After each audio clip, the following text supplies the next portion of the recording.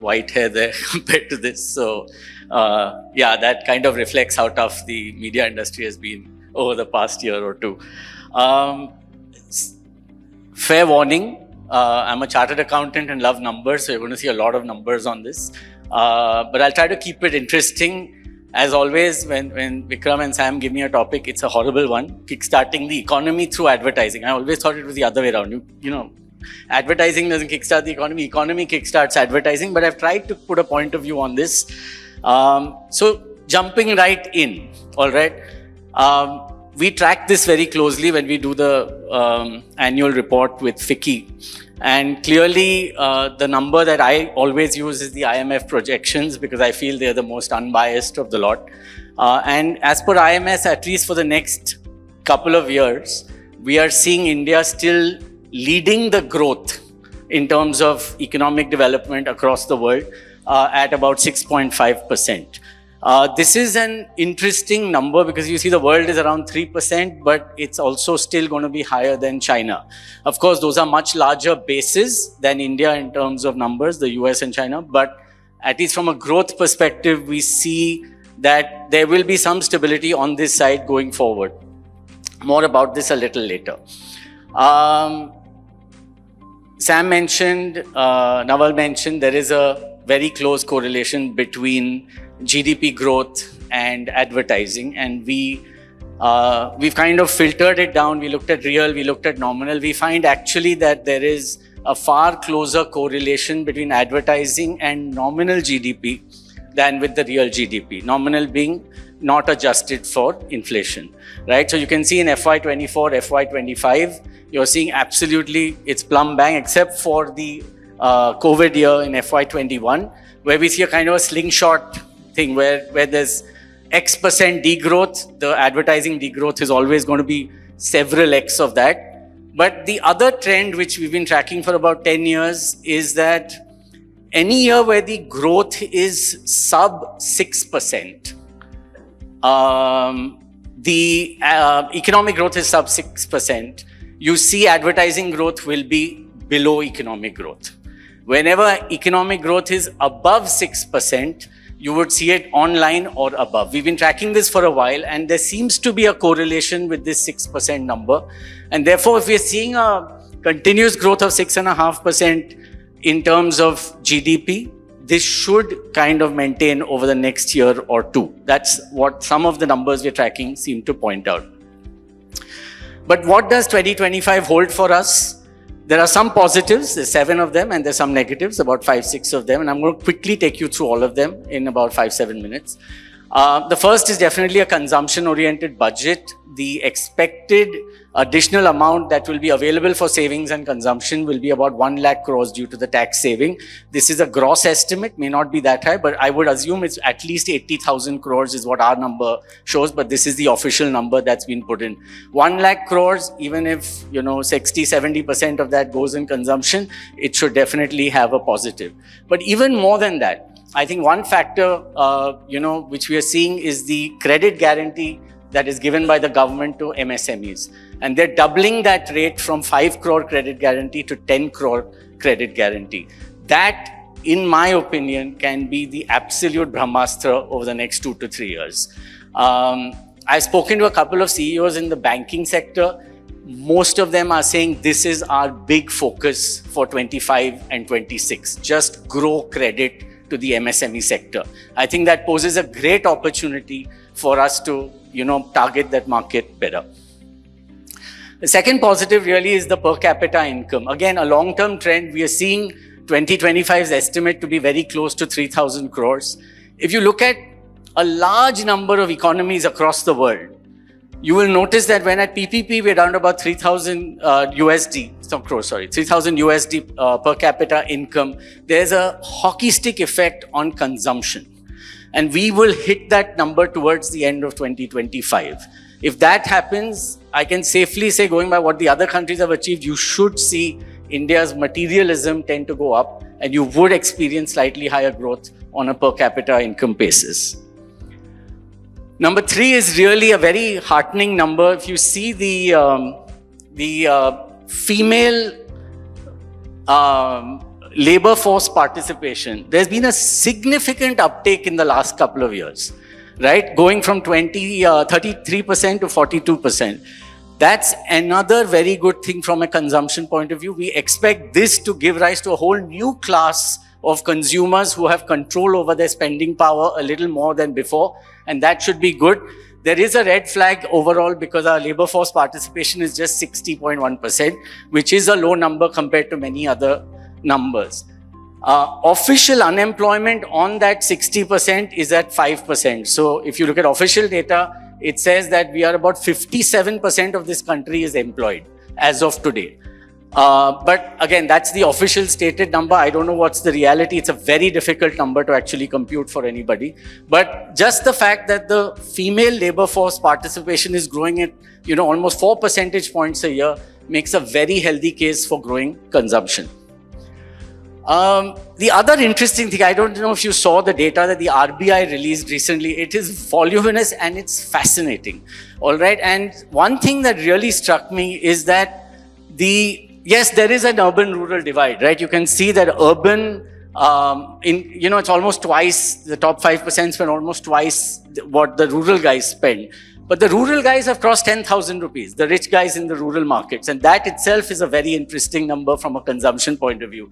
But more interestingly, since FY12, the gap between urban and rural, which was 84%, is down to 70%. Still a very big gap. But that number between of the consumption power, this is per capita expenditure, the gap between per capita expenditure in urban and rural markets is continuously coming down. Again, a very healthy sign from a consumption point of view. And of course, e-commerce is a whole new ag channel below the line, as you like to call it, Harit. But this is the closest you can get to point of purchase, right? And our estimate is that in 2024, it actually grew 70% plus from 2023 in terms of just pure ad spend going to e-commerce platforms. So that again, we expect this number within 3 to 4 years to cross 30,000 crores, a huge new channel of expenditure coming out there. CapEx continues to grow, and this is again, every time CapEx grows, we see that at the very least, ad spend stabilize, they do not fall. Growing CapEx always protects advertising. And you can see that both the government's direct CapEx, which will go to 11.2 lakh crores, or the grants in aid to the various states for them to do CapEx, again growing massively from 3 lakh crores to 4.3 lakh crores. Again, a big push towards consumption.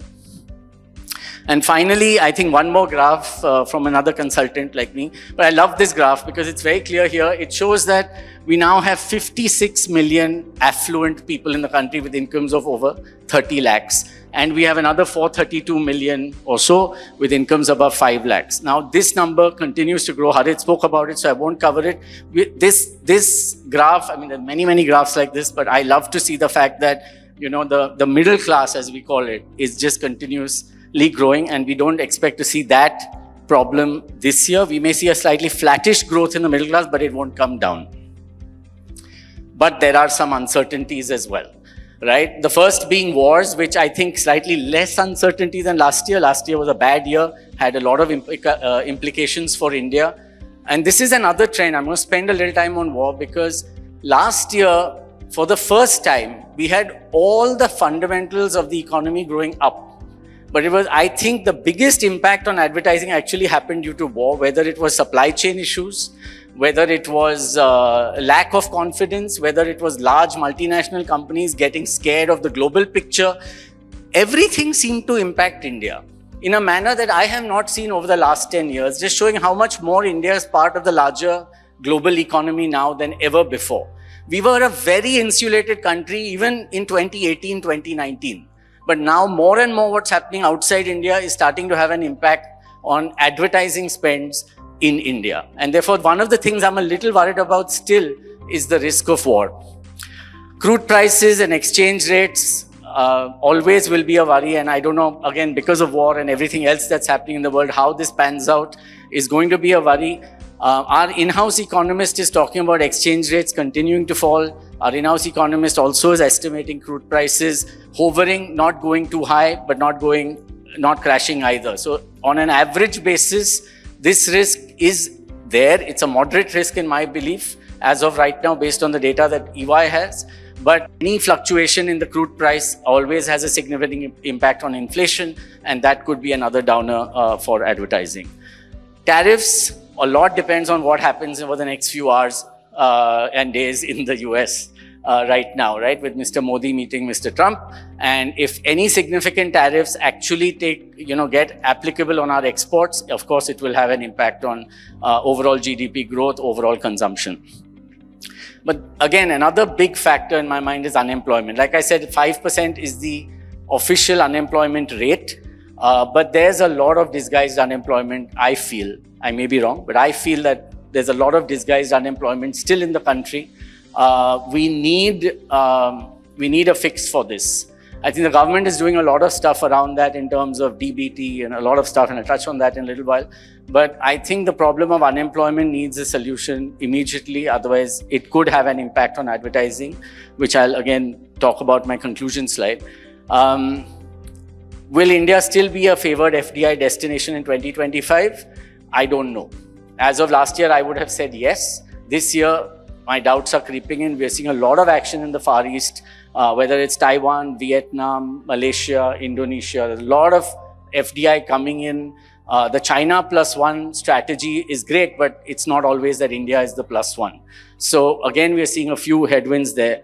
And of course, we have a perennial problem on the GVA of 15% generated by the agricultural sector, which still employs 46% of employed Indians. And that itself means that that bottom part in the pyramid that you're seeing is taking a lot longer to reduce than what we would have liked. It's taking a long time. So unless we work a lot more on that bottom sector, consumption at an overall basis will always be in the plus minus 3 to 5%. If we want consumption to go in the 10% plus, we want consumption to really explode, a lot more needs to be done absolutely at the bottom of the pyramid. And the second thing which I'm noticing, I don't know what the number is for 2025, but there seems to be a slight decline in both Manrega and DBT, which again is a direct impact on consumption. We are seeing since the last 2 years, there's been about 5% decline in that spend. Again, I don't know what 25's number is, but if this continues, there will definitely be an impact on consumption. And therefore, if I were to sum it up, nominal GDP growth is projected at 10.1% for 2025. And like I showed in the earlier graph, advertising sticks very close to nominal GDP growth. By that estimate, we should be at 10% next year. But because of a few factors like the labor force participation, which we estimate at best will be 64% in 2025 and not higher, it should be higher. A 5% reduction in benefits, on the other hand, countered by 17% growth in government capex, 30 million new large and small screens, and per capita growth of 5.5% to 6%. My estimate is that, yes, we have a chance to grow to 10%, but if you ask me to put my money on it, I would say 7 to 8% was a more reasonable thing that I would be very comfortable looking at, subject to some of the other wars and other, COVID type of things. So I hope that was useful. I try to put all the positives and the negatives for you. A lot to take in, a lot of numbers, but I think that's it. Thank you.